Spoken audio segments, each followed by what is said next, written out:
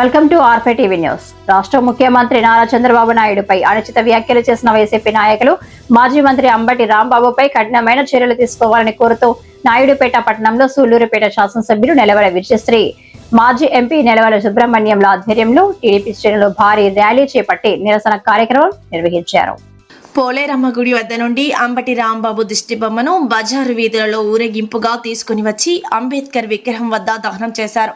ఈ కార్యక్రమంలో ఏఎంసీ ఉయ్యాల ప్రవీణ్, ఆకుతోట రమేష్, పట్న అధ్యక్షులు రఫీ నాయకులు నెలవల రాజేష్, విజయ్ కుమార్ నాయుడు, న్యాయవాదులు సుధాకర్ రెడ్డి, పసల గంగా ప్రసాద్, అవధానం సుధీర్, మురళీరెడ్డి, పలువురు నాయకులు పాల్గొన్నారు. మన ప్రియతమ ముఖ్యమంత్రి శ్రీ నారా చంద్రబాబు నాయుడు గారి గురించి దుర్భాషలాడటం నిజంగా జనసేన పార్టీ నుంచి తీవ్రంగా ఖండిస్తూ ఇటువంటి వ్యక్తుల్ని రోడ్డు మీద కూడా తిరగనీయకుండా చేసి వాళ్ళని చెప్పులతో తన్ని మరి వాళ్ళని అరెస్ట్ చేసి వాళ్ళకి జైలు శిక్ష విధించేలాగా చట్టాలను రూపకల్పన చేసి ఇటువంటి మాటలు ఒక బాధ్యత కలిగిన రాజకీయ నాయకులు రాజకీయ పదవులు నుండి ఒక మాజీ ప్రోత్సహించే జగన్మోహన్ రెడ్డిని అధపాతాళానికి పవన్ కళ్యాణ్ గారు ఏనాడో తొక్కేశారు. అయినా కూడా తట్టుకోలేకుండా ఏదో కొన ప్రాణంతో కొట్టుకుంటారంటే ఈ రోజు ఈ బాధ భరించలేక బయటకు వచ్చి ఇలాంటి దుర్భాషలు ఆడుతున్నారు. వీళ్ళని కూటమితో సహా పిగిలించేలాగా మేము కూటమి ప్రభుత్వంలో ఐక్యతతో ఉండి కార్యకర్తలందరూ రేపు రానున్న ఎన్నికల్లో కూడా వీళ్ళకి తగిన బుద్ధి చెప్తామని చెప్పు దెబ్బ కొడతామని చెప్పి ఈ సందర్భంగా తెలియజేసుకుంటూ సెలవు తీసుకుంటున్నాను. బాధాకరం.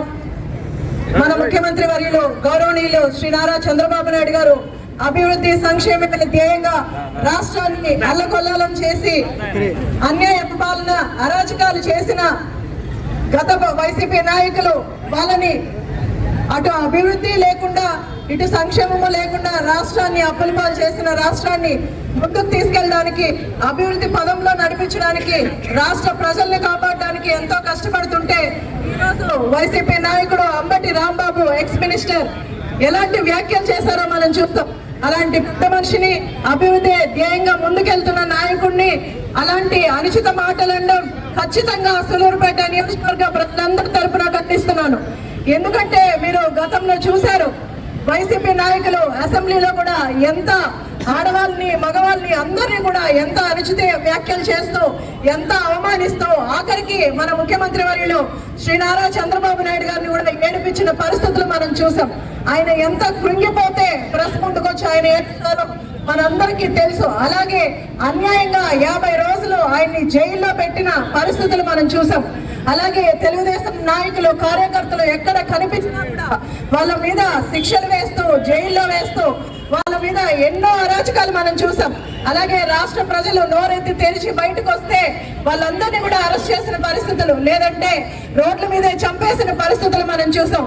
అలాంటి అరాచక పాలనని ఈరోజు రాష్ట్ర ప్రజలు కాదనుకొని వాళ్ళని 11 సీట్లకు 151 సీట్లు ఉన్న వాళ్ళని 11 సీట్లకు తీసుకొచ్చిన వాళ్ళకి ఇంకా బుద్ధి రాకుండా ఇంకా అలాంటి అనుచిత వ్యాఖ్యలే చేస్తూ అటు మహిళా శాసనసభ్యురాలు కావచ్చు, అలాగే ఎన్నో నియోజకవర్గాలు రంపచోడవరం కావచ్చు, కొవ్వూరు కావచ్చు, ఇవన్నీ మహిళా ఎమ్మెల్యేలు ఎవరైతే ఉన్నారో వాళ్ళందరినీ రాజకీయంగా ఎదుర్కోలేక ఇలాంటి వాళ్ళ పర్సనల్ విషయాలు తీసుకొచ్చి అనుచిత వ్యాఖ్యలు చేస్తూ ఒకళ్ళు అంటారు ఎమ్మెల్సీ అయినా అమెరికాలో ఉండి నేను ఇక్కడికి వచ్చి చంపేస్తాను, నేను చిటిక వేస్తే చాలు నువ్వు ఇక్కడి నుంచి లేచిపోతూ ఉంటాడు.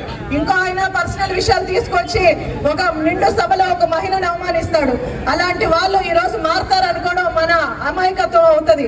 వైసీపీ నాయకులకి మొదటి నుంచి ఉన్నది ఎప్పటి నుంచో నాయకులందరికీ, ఎందుకంటే యథా రాజా తదా ప్రజ అన్నట్టు నాయకుడు అధ్యక్షుడు ఎలా ఉంటాడో తర్వాత వాళ్ళని ఫాలో చేసే నాయకులు కూడా అలాగే ఉన్నారు కూడా. అందుకే వాళ్ళు ఈరోజు 11 సీట్లకు పడిపోయారు.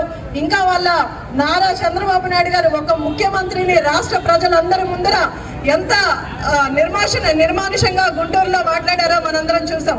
దీనికి అంబటి రాంబాబుని అరెస్ట్ చేశారు. ఇంకా శిక్ష పడాలి, అతను బయటకు రాకుండా రాష్ట్ర ప్రజలందరూ ఒకటే మాట మీద నిలబడి ఆయన శిక్షించేలాగా ఇంకా ఎవ్వరు కూడా ఏ వైసీపీ నాయకుడు మన ముఖ్యమంత్రి గారిని కానీ, అలాగే డిప్యూటీ సీఎం పవన్ కళ్యాణ్ గారిని కానీ, అలాగే ఎవరిని కూడా ఏ నాయకుడిని కూడా ఇంకోసారి మాట తొలగకుండా అనుచిత వ్యాఖ్యలు చేయకుండా వాళ్ళకి శిక్ష పడేలాగా అందరికీ బుద్ధి వచ్చేలాగా చేయాలి. అలాగే తెలుగుదేశం నాయకులు కానీ కూటమి నాయకులు అనుకుంటే ఈ రోజు వైసీపీ నాయకులు కానీ కార్యకర్తలు కానీ ఎవరు కూడా బయట వచ్చేవాళ్ళు కాదు. ఎన్ని బ్యానర్లు మనతో ఈక్వల్ గా బ్యానర్లు కడుతున్నారు, అయినా కూడా వదిలేసాం. ఎందుకంటే ఎవరిష్టం వాళ్ళది అని మనం ప్రజాస్వామ్యంగా వెళ్తున్నాం కాబట్టి ఎవరిని కూడా పట్టించుకోకుండా, అది కూడా మన నాయకుడు మన ముఖ్యమంత్రి వర్యులు శ్రీ నారా చంద్రబాబు నాయుడు గారు మొదట్లోనే గెలిచిన వెంటనే అందరికీ చెప్పారు. అసెంబ్లీలో నాయకులందరూ కూడా ఎమ్మెల్యేలందరూ కూడా అడిగారు, సార్ గతంలో మేము చాలా ఇబ్బందులు పడ్డాం, చాలా వాళ్ళ మీద అవమానపడ్డాం, మేము ఈరోజు కక్ష సాధింపు తీర్చుకుంటామంటే మన ముఖ్యమంత్రి వర్యులు అందరికీ ఒకటే మాట చెప్పారు, లేదు ప్రజలు మనల్ని నమ్మారు, వాళ్ళు చేసిన అన్యాయాలు మనం చేయకూడదు, దానివల్ల మనం కాదు ప్రజలు ఇబ్బంది పడతారు, ప్రజలు ఇబ్బంది పడేలా మనం చేయకూడదు, కాబట్టి కక్ష సాధింపులతో మనము ప్రజలకి మంచి చేద్దామని మా అందరికీ కూడా చెప్పాడు. ఒక క్రమశిక్షణతో ముందుకెళ్తున్నాం కాబట్టి ఈ రోజు వైసీపీ నాయకులు ఇంత ధైర్యంగా ఇన్ని మాటలు వ్యాఖ్యలు చేస్తున్నారు. కానీ ఇంకా వీళ్ళకి లాస్ట్ స్టేజ్ వచ్చేసింది కాబట్టి ఖచ్చితంగా ఇలాంటి వ్యాఖ్యలు చేసిన ఎవరైనా సరే శిక్షించాల్సిందే. అలాగే కూటమి ప్రభుత్వం అధికారంలోకి వచ్చాక భారతి గారిని, వైఎస్ జగన్మోహన్ రెడ్డి గారి సతీమణిని భారతి గారిని ఎవరో ఏదో పోస్ట్ పెట్టారని వెంటనే అరెస్ట్ చేయించారు మన నాయకుడు. అలాంటి నాయకత్వంలో మనం పనిచేస్తున్నందుకు మనందరం కూడా అదృష్టవంతులం. కూటమి నాయకులు అటు పవన్ కళ్యాణ్ గారు కానీ ఇటు చంద్రబాబు నాయుడు గారు కానీ ఏ రోజు కూడా వైసీపీ నాయకులు అనుచిత వ్యాఖ్యలు చేయలేదు, వాళ్ళని ఎవరిని కూడా ఏమనలేదు. ఓన్లీ మనకు అభివృద్ధి జరగాలి, సంక్షేమం జరగాలి, ప్రజలు మనల్ని నమ్మిన దానికి మంచిగా ఉండాలి, వాళ్ళు అభివృద్ధి చెందాలనే మనందరి నాయకులు కూడా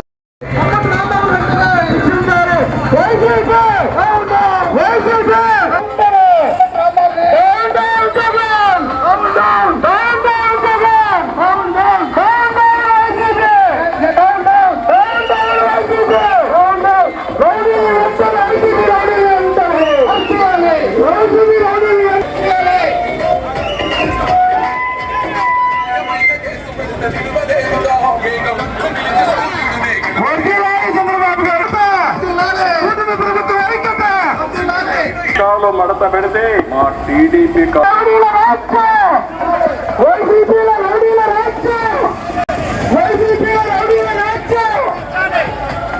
చంద్రబాబు గారు అభివృద్ధి వెంటనే అంబటి రాంబాబుని వెంటనే నశించాలి. వైసీపీ అవినీతి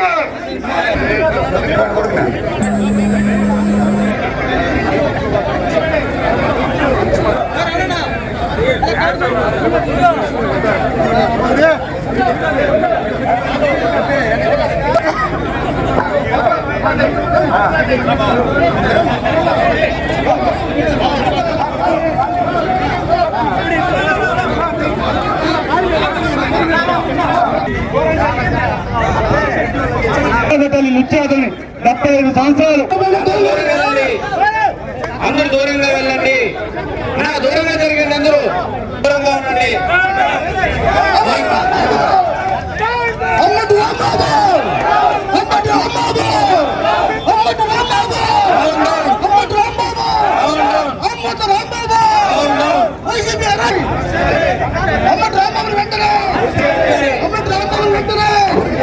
అంటాను శిక్షించాలని ప్రతి వారి నోటి నుంచి కూడా వాయిస్తున్నారు.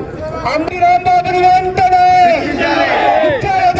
రాంబాబుని వెంటనే, అంబటి రాంబాబుని వెంటనే. ఏం కాదులేనా బీజేపీ పార్టీ ఐక్యత. రాంబాబుని వెంటనే నా కొడుకు భద్ర పాలు పోయాలి, ఈ లంచా కొడుకుని కొడుకుని నడి రోడ్డులో కొట్టుకొని చెప్పకపోతే మన తెలుగుదేశం తమ్ముడు కాదు. ఎంత దుర్మార్గంగా మాట్లాడండి, ఆ భాష నా కొడుకు భాష మాట్లాడతారా? సంస్కారం లేని ఎదవ, సంస్కారం లేని ఎదవ చావరా బుద్ధి నా కొడక.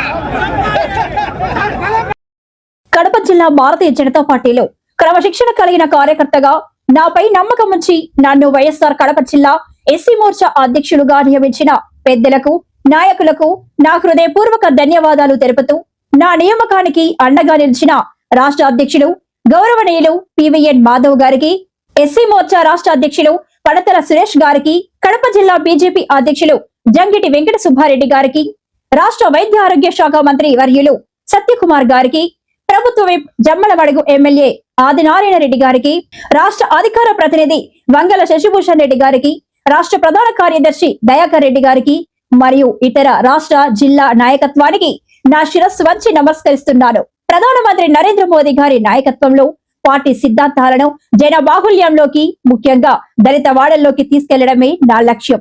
అణగారిన వర్గాల సంక్షేమం కోసం, పార్టీ బలోపేతం కోసం నా శక్తి వంచన లేకుండా కృషి చేస్తారని ఈ సందర్భంగా హామీ ఇస్తున్నాను.